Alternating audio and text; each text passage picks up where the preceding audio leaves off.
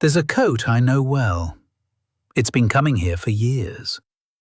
When it first started arriving, it came in lightly, the way a coat comes in on someone who hasn't been thinking about the coat, who put it on at the door and forgot about it immediately because there were things to get to, people to see, a room to be in. It comes in differently now. The shift was so gradual, I can't say when it happened. That's the thing about gradual changes. They don't announce themselves. There's no single morning when the weight changed. There were only, in retrospect, many mornings, each one almost identical to the last, accumulating into something I can now see clearly but couldn't have pointed to as it was forming. The coat is heavier. The person inside it is heavier. And the heaviness isn't grief, which I know well. It isn't exhaustion, which I also know. It's something else. Something that doesn't soften the way those things soften. I'm a hook on a wall. I'm cautious about claiming an interior life I can't verify. But what the watching produces in me, if I had to name it, is closest to grief. The particular kind that arrives not from loss through death or departure, but from watching someone you've known for years become gradually less themselves, become smaller and harder and further from the person who used to come in lightly and forget about the coat. That's what I'm watching, and this is what it looks like. The person I'm watching has changed. Not suddenly, not in any way they'd recognize if you described it to them, because the nature of the change is precisely that it happened without a moment they could have caught. 1 degree at a time, each degree feeling like the natural and reasonable response to the thing that preceded it, until they're somewhere quite different from where they started, with no memory of traveling. The anger arrives faster than it used to. Something is said, something ordinary, the kind of thing that would have passed unremarked a few years ago, and there's a flash before the response. Not a considered one, a reactive one. The person is surprised by it sometimes. They didn't expect to feel that, quite that quickly, quite that hotly. But it comes with a certainty that feels to them like clarity, like finally seeing something they should have seen sooner. The room has narrowed. Not this room, the room inside them. The space in which other explanations are possible, in which other kinds of people are imaginable. That space has been getting smaller. A mind that was once genuinely curious now moves quickly to where it expects to arrive. The conclusion is reached before the thinking has quite finished. And it has the texture of conviction rather than assumption, which means it doesn't invite examination. The darkness didn't arrive all at once. It was delivered. Incrementally, through every screen, every feed, every outlet the outside world has found to reach into a room like this one and place something there before the person has had a chance to consider it. A version of a news story, then another version of the same story, then a commentary on the commentary, then a response to the response. Each one arriving with the texture of information, each one confirming the last, each one adding another layer to a picture of the world that was never quite assembled from the world itself. The world is dangerous. It's getting worse. The things that were supposed to help have failed or were always lies. Nobody's coming. Nothing works. And it's not random. That's the crucial part, the part that makes the whole structure hold together. It's directed. It has a cause. It has a face. The fear that arrived already knowing, already carrying someone else's certainty about here is why, here is who, has now been confirmed so many times through so many sources that it no longer feels like a story that was given to them. It feels like the truth they worked out themselves. That's what all of it was for. not to inform, to confirm.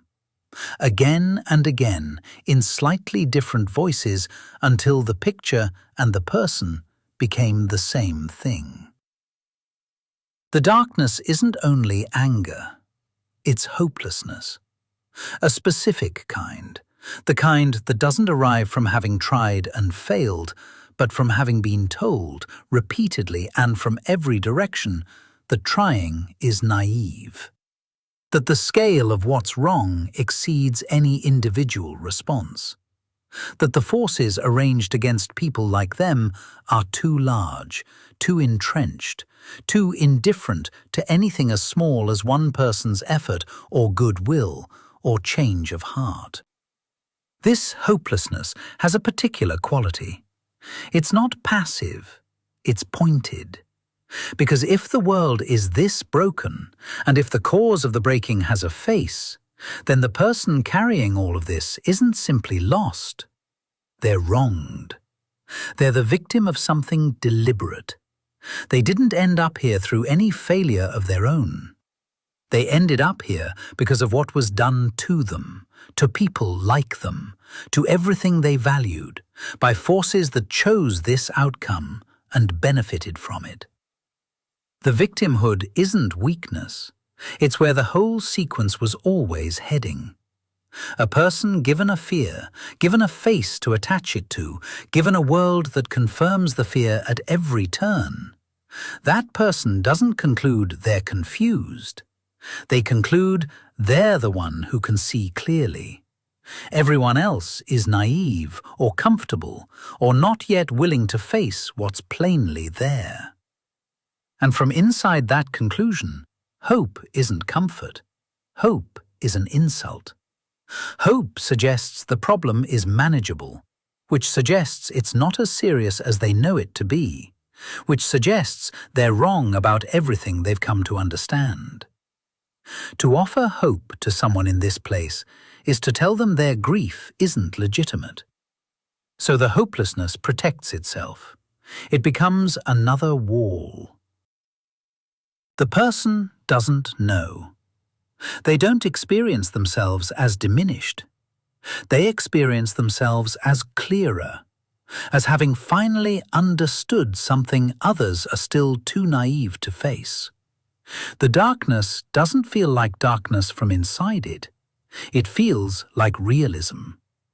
The anger doesn't feel like a symptom. It feels like the appropriate response to an accurate reading of the world.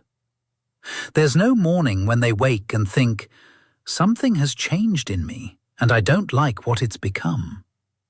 The change and the person have become the same thing. Telling the two apart would require a memory of what came before, and that memory has been quietly displaced by the weight of what came after. And the bleeding.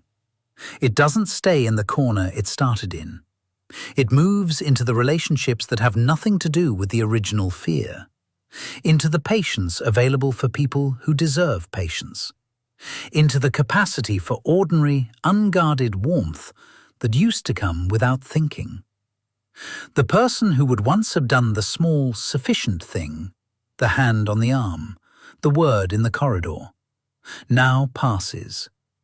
Not from cruelty, from depletion.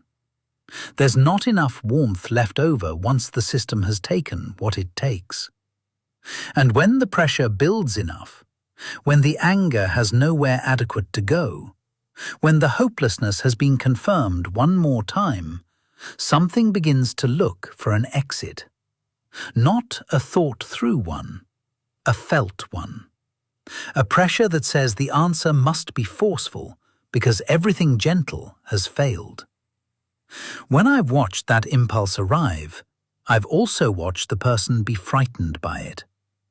Some part of them, the part that was there before all of this, the part that's been getting quieter, registers it and doesn't recognize it, doesn't want it. That part is still there. There's a ladder. From where I am on this wall, I can see it. From where they're standing, inside all of it, it isn't visible. The darkness makes the distance look absolute. The certainty makes the possibility of having been wrong feel like an annihilation of self rather than a correction of course.